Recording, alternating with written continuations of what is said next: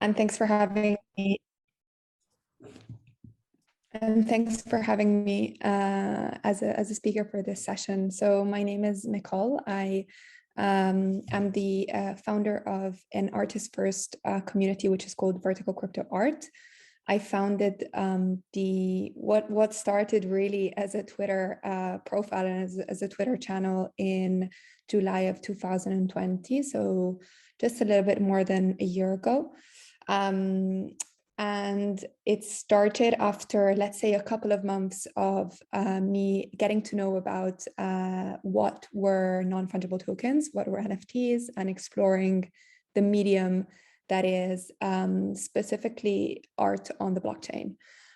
So after a couple of months, I was introduced by an artist friend of mine who had started working with some of the marketplaces, which you might know of, such as Super Rare and Known Origin. And quickly, I kind of got very interested into this movement and this technological medium for artists to be able to essentially monetize their work and upload their work on the blockchain, and realized that there was a potential and a need and a gap, let's say, for a channel and a community which was giving a space, voice, and possibility for artists to speak more about their work and to dive deeper into the, let's say, creative practices of each and every artist that was experiencing and working within this medium. Oh, I can't share my screen. That's okay. So I don't know if I can or not. I will let you. Yes, I can now. Okay, awesome. So the profile or the community grew pretty much.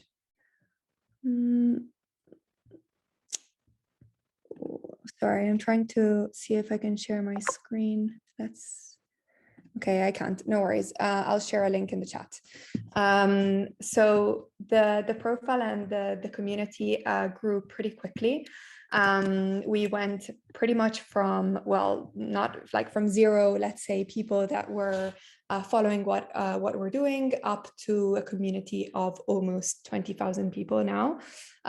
This is, I would say, not even that much if you look at, you know, a lot of like other kind of like influencer or, you know, profiles and communities that have born within the NFT space. I think the idea and the reason why and the way that, you know, I've structured the growth and the organic creation of this community has always been very much through concentrating the nature of what I was doing with what I felt was interesting to me. And I guess that ties into a little bit as well, like the reason for this presentation and what I wanted to chat, you know, to you guys about is really how to essentially build communities and build organic communities, mostly within the nature of this fast-paced digital landscape that we're currently living in. I think having, you know, been in the space for well over a year and speaking and interacting and working with many different artists, whether these are established artists in the traditional art world or new artists that are coming in and kind of dabbling into the NFT space for the first time, or just established, let's say, NFT artists, quote unquote. I think the main common grounds that each and every one of these artists find themselves is having to really interact with their community, whether it's community of collectors, whether it's community of curators, whether it's community of other artists, of marketplaces, and in general, like understanding how to build a online presence and build an online community for yourself.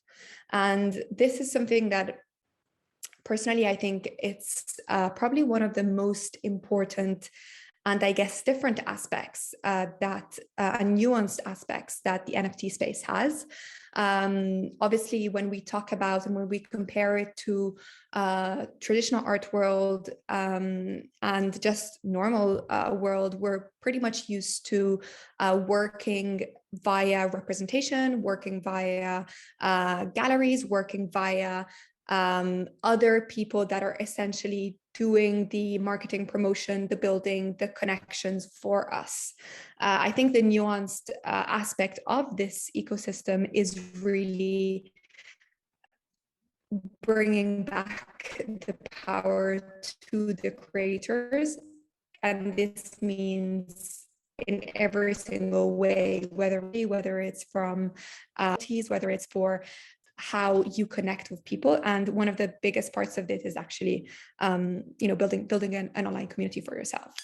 And I think this is probably also one of the most important aspects and probably one of the most maybe undervalued aspects that are not pretty much talked about that much when we talk about NFT space. So if I think about some of the digital artists or artists that are doing well or have managed to really, let's say, create meaningful connections within the space, these are all artists that have a strong presence online, have a strong presence on social media, primarily Twitter, have a community of other artists and other members of the Web3 ecosystem that are constantly supporting their journey and constantly supporting new releases, new projects, whatever that form of creativity for each and every single person is. And the result of this is that by creating an organic community of people that are supporting your work and supporting your journey, you're automatically almost have a not fan base, but you automatically have a support system.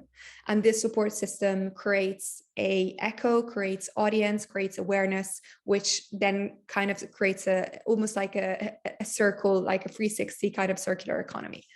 And from the experience that I've had building, vertical crypto art as a community, and the experience that I've had talking to some of the artists that have built communities for themselves in the space, a few of the kind of like main factors that come out as being extremely important is first, I would say, being genuine and truthful to what you're doing. Essentially, I think probably one of the most important aspects that gets noticed pretty much is that when artists or anyone are following a trend that is not native to what they're doing, whether it's from a creative point of view, whether it's from a, let's say, marketing promotion social media way of speaking or of interacting,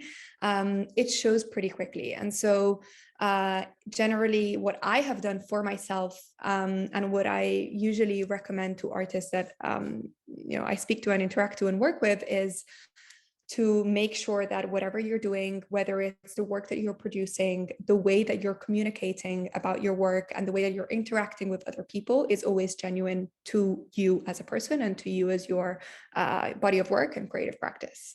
It's very easy, especially within the echo chamber of Web3, Twitter, NFTs, and this kind of like circle to get tied up into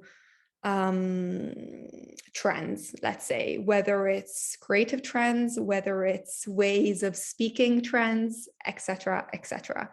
I'm not sure how like familiar this group is or not with NFTs as a whole and the ecosystem, but in general, as soon as you kind of get into the space, you realize that it's very much governed by specific trends of the moment. And so it's really easy to get kind of like caught up into these trends. And as all trends, they come and they go.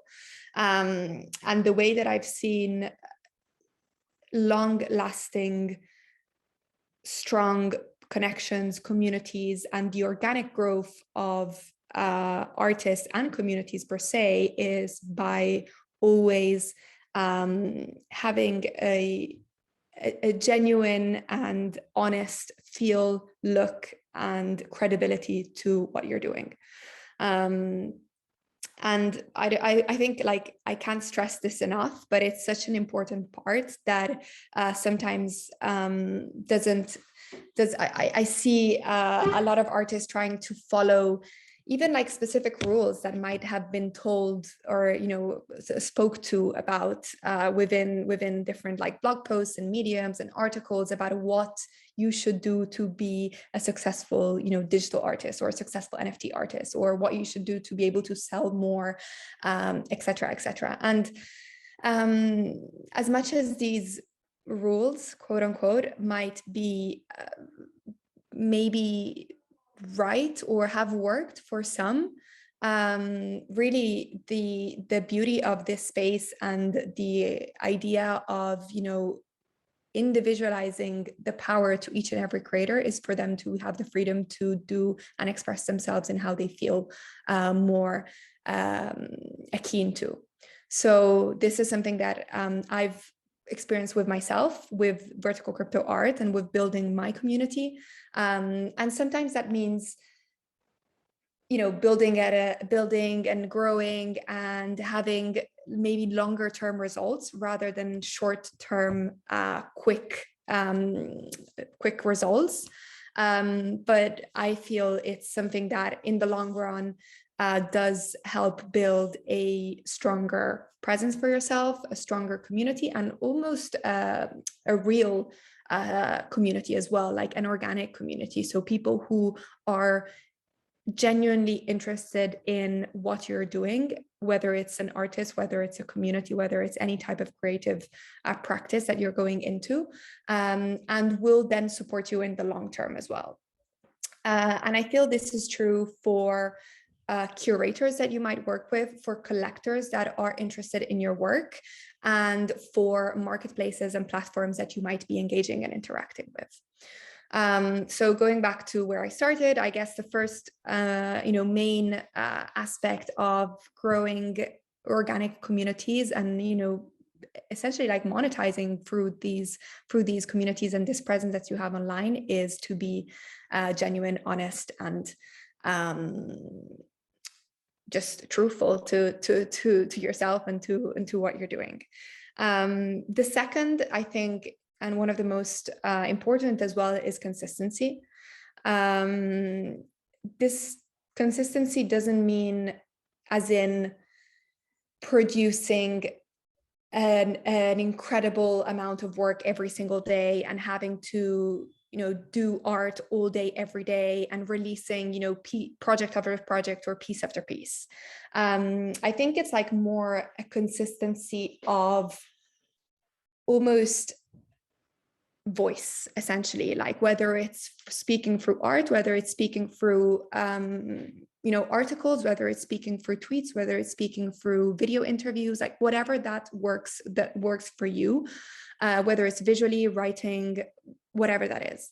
But I feel that consistency is something that I have realized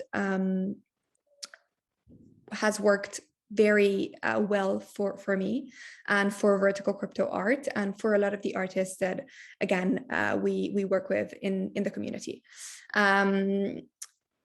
The nature of this space, again, being very fast-paced, being highly linked with crypto, with economics, makes it so that there's a lot going on every single day. And so to be able to create a niche for yourself of people that are supporting you and have a consistency of rhythm of what you're doing and how you interact with these people is something that I feel brings a lot of value to you as a creative individual, to the community that you're building, and to the business potentially that you're going to be building in the space.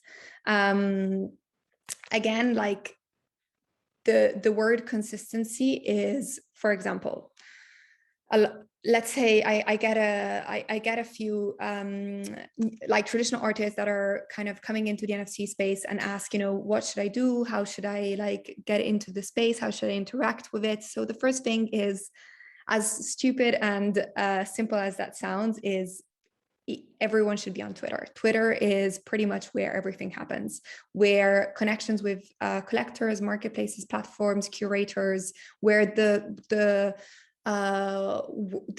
market of digital art on the blockchain is happening is on Twitter. So the first thing is have a Twitter account. If you have that already, great.